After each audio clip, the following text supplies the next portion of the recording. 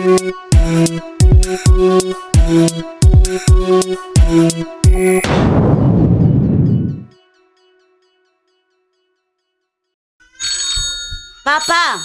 Ouais. Téléphone non. Ah, son maman kek. Imame. Ay, maman non. Ya, meti. Tu es.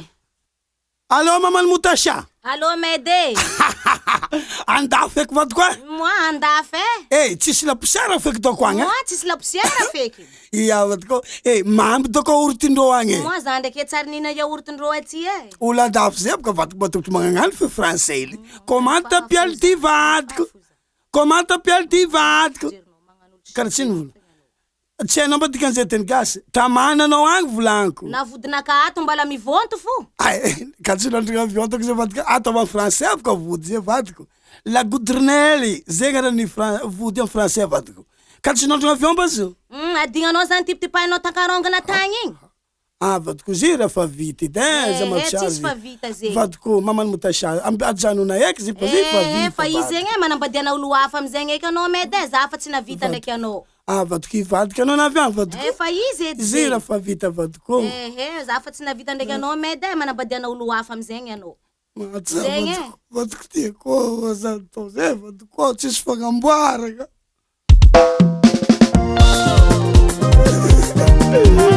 Akorlaye, Cornette Musique, nouveauté 100%.